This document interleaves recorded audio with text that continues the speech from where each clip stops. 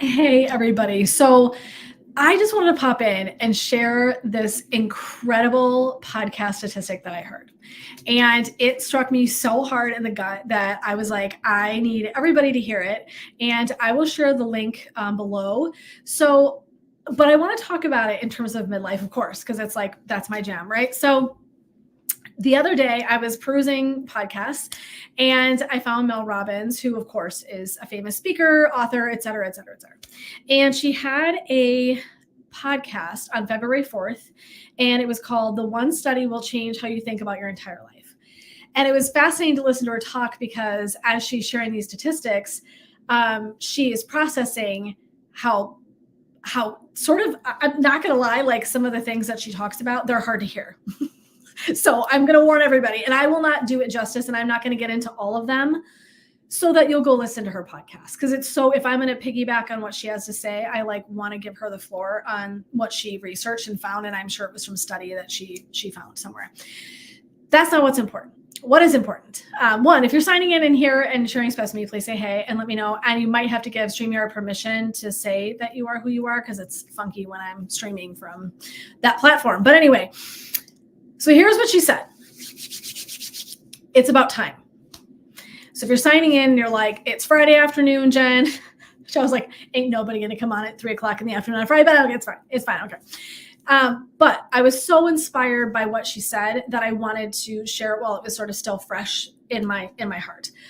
So she talked about some statistics about our time and how our time is spent here, right? And one of the most staggering statistics that she shared was that after the age of 18, your time that you actually get to spend with your parents and your siblings drops off a cliff. So they've done all these statistics, and there are some really good ones in here, and I'll try to do my best to summon up my favorites, but you should go listen. And I was like, ooh, so, okay, that was one that was really big. Another one that was really big is at the age of 52, your time with your children starts to dramatically decline. Okay. And I was like, oh, and I forget the percentage, but it was another pretty progressive, right? That you are going to be feeling super short on time with your people. Friends was another one. I think your time with your friends, if I'm right, I want to say falls off pretty dramatically after the age of 21, if I'm right. It's like early. I was thinking she was going to say 29 or 30. No, I was like, oh, 23, maybe 21 or 23, I think was the age. I was like, are you kidding? So that was one that was really telling. Now, here's what she's saying. The hopeful message is this, friends. Okay, it's not all doomsday. And her biggest takeaway that I really value was we have a choice. We don't have to be victim to these statistics. They're just research that has found how we spend our time as human beings and who we spend it with. And I was just really and listen, one of the things I say about midlife, you have two really precious, you have more than precious commodities in your midlife, right? But we know in midlife that it feels like someone's got their foot on the gas pedal to the floor. It does feel like someone's fast forwarding our entire lives at this stage. I think that's my experience, is it just time goes so fast. And so with regard to that, I often tell people that two of your greatest commodities in midlife, and really throughout your entire lifespan, let's be honest, are your time and your energy. So today we're going to talk about the time. And my take, right, instead of just listing off all of the studies, but I wanted to throw a few that were oh. So anyway, so I've got a trip coming up with my siblings, and I'm like, this is why we want to be intentional about our time. And I really appreciated this notion that she said, you're either going to have a pattern with which you stay in touch with people, or you're going to have to be really intentional to break up this cycle and make time. So it's either we pick a pattern, right? We do patterns in our lives, totally normal. And so either making time with friends, family, et cetera, your kids, whomever, part of a pattern that you have every 2 weeks, once a month, once a year, all our girlfriends go on a trip, whatever it is, right?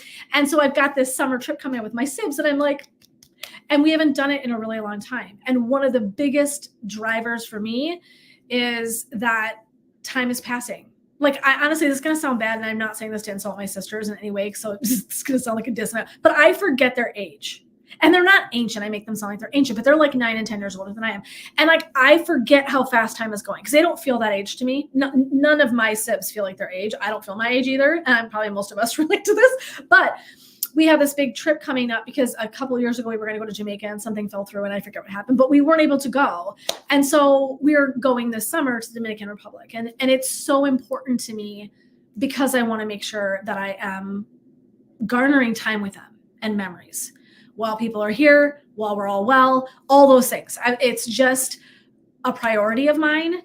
And I priority with my kids, my family, my best friends, like all that. Okay. Like just all of that. So important to me. So listening to Mel Robbins talk about it was just like, oh, ooh, like, it was like, oh God, like, okay. So what do we do? Right. So she said, either make a pattern out of it or just be super intentional about being in touch with people you want to be in touch with and who you want to spend your time with, because you're going to have to be intentional. But here's one thing that I want to let you know. This is a humdinger. So hold on to your tighty whities. The one that really shook me, one of them, was that you spend like 40% of your life with your colleagues. Okay. Now I don't believe there was a statistic about how much time we spend at work, but you can all understand if 40% of your life is legitimately spent with your coworkers, I think that is probably an underestimation about how much of our lives we spend at work, right? Right? Okay. So even a 24 period, we want to think that we're sleeping for some of that, right? So a bulk of our days is spent at work. Oh my God. And are you happy? Are you satisfied? Like when I think about the fact that 40% of our time is spent with colleagues. So first of all, I work by myself. I'm my own CEO in my office. All my people are network or whatever. Otherwise that's me or my VAs or whatever. But really it's me. It's this chicken, right? But are we happy? If we think about 40% of our time is spent in collaboration in space with colleagues, bosses, etc., environments that may or may not be elevating us, that shit's serious. And like I was like, holy hell. And the reason I want to say it is because for that person that's sitting out there right now that is in a state of misery, we need to do something about it. Like life is too effing short. I think this is really the message that I took away from listening to her. I was like, if you're in, say hey, please. If you're viewing, say hey, hello, give me your name, drop you in. I don't know. Today's casual Friday in my office. But this was on my heart. So I'm like, well, I'm popping anyway. I look like shit. I don't really care. But I want to say this message because there are so many of us out there that are no longer satisfied with our jobs or our place where we're working. And when we think about that much of your life, I mean, that is a gigantic portion of your life. Actually, if you did like a pie diagram, like hot damn, that's a lot of time. And if you are showing up to a place that does not elevate you, it doesn't feel good, you've got shitty coworkers, right? Excuse the language, it's Friday, I'm exhausted, just roll with me. If you're in a place where you're so unsatisfied, you're showing up 40% of your life, please tell me at the end of your life, 40% of it will not have been spent in a state of freaking misery. That is something else to me. I had never heard that statistic before. And so she's talking and I'm already in the fields and I'm thinking of my daughter who's almost 20 and I'm, my husband and like my friends and like my family and all these, I'm like, oh my God, I got to make sure I get everybody, quick guys, let's get together. That's what I felt like anyway. So I get that. And then I really did lean into like, what does this mean for my people, my clients, my people that I work with? They show up because they're ready to figure out what's next. That's what I help them answer. Yes, I help them figure out their purpose, and I also help them figure out what's next. And so to me, I was floored that there is so much of this percentage of our lives that can be dedicated and spent in areas that literally do not bring us joy.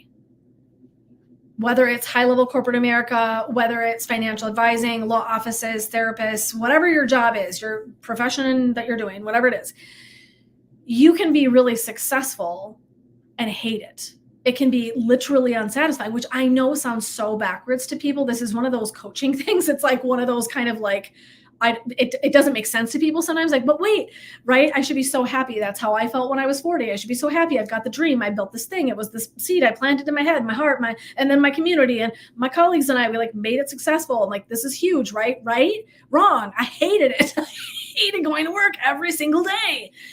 So one does not mean the other. Success does not equal happiness, which I know sounds so goofy.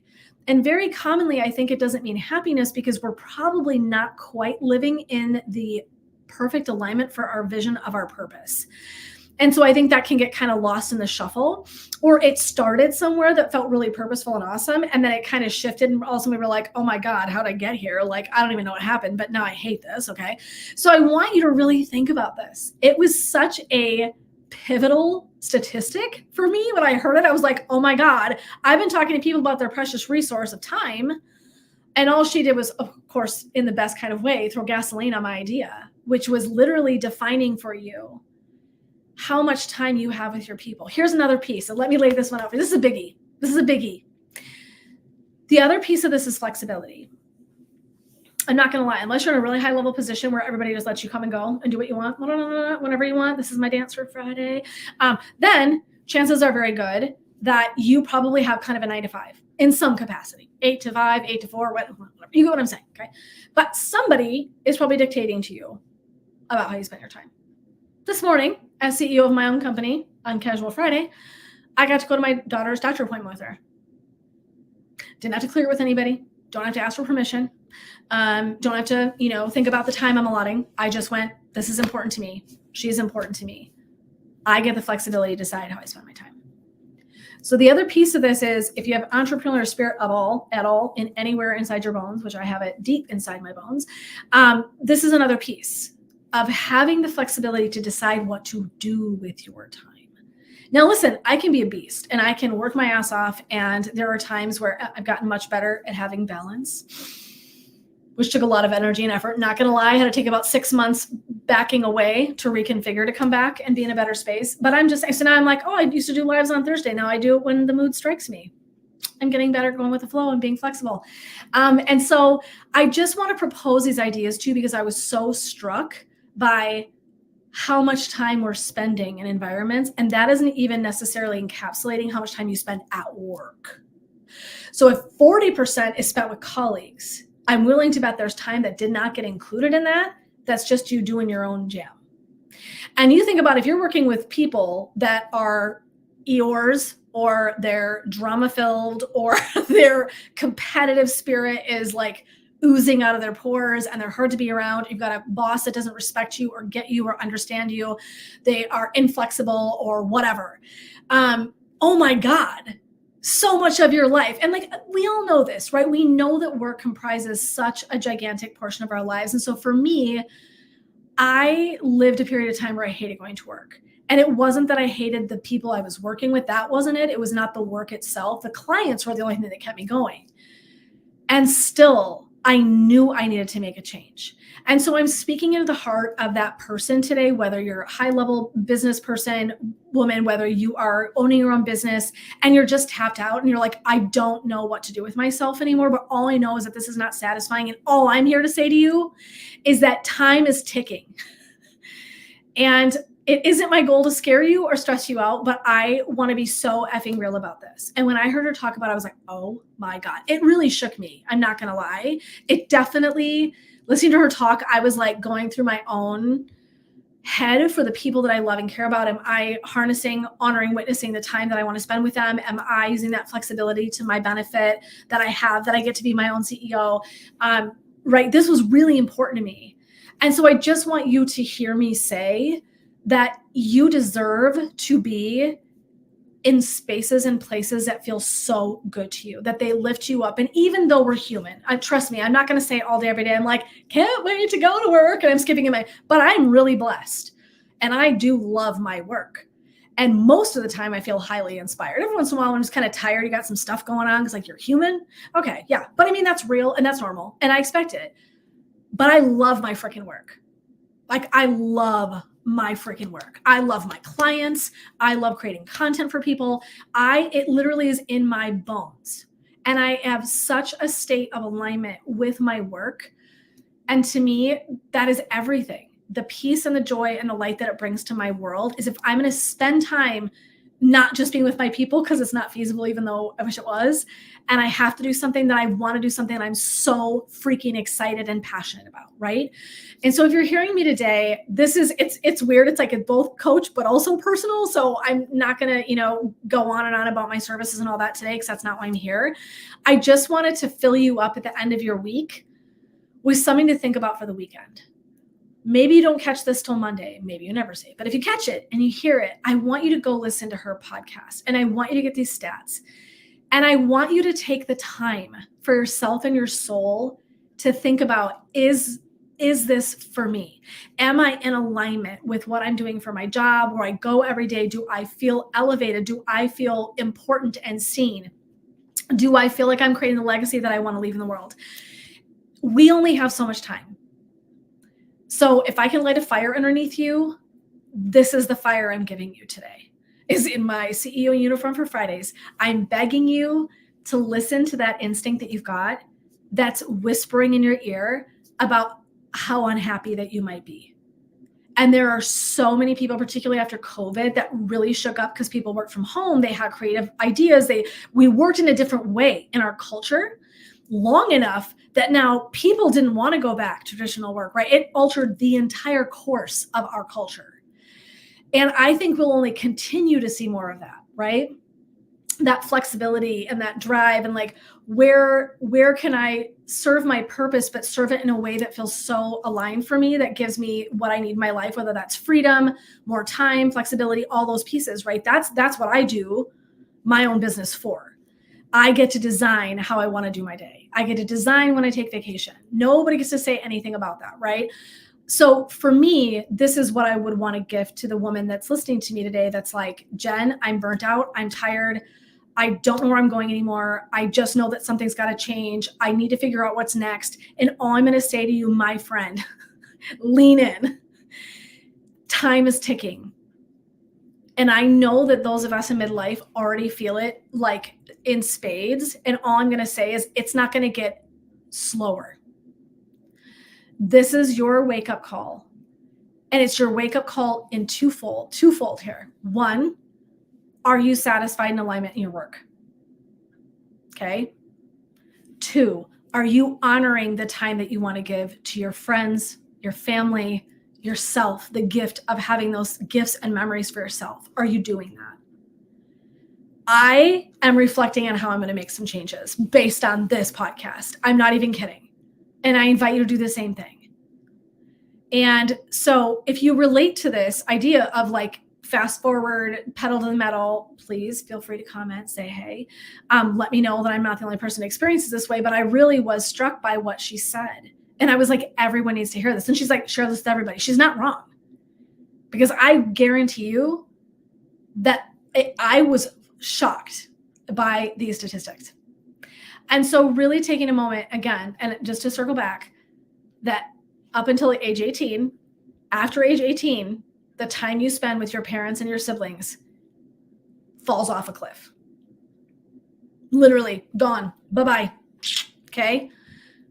When you turn 52, which I'm almost 50, the time with your kids dramatically falls off the radar. You spend 40% of your life with your colleagues. Okay. So those are the top three for me and there was lots. I mean, there was more than that. And you got to listen to all of them because they're so good. But instead of being scared, which I don't mind scaring you a little, if I'm being honest, if I can scare you a little or light a fire in your ass and get you moving so that you honor and witness what it is that you want to do with your one wild and precious life, right? We get one wild and precious life. We have X amount of minutes in our whole life. Are you spending them how you want to? They are your precious commodities, your people, your peace, your freedom, your decision to make your own decisions. All of that is up to you.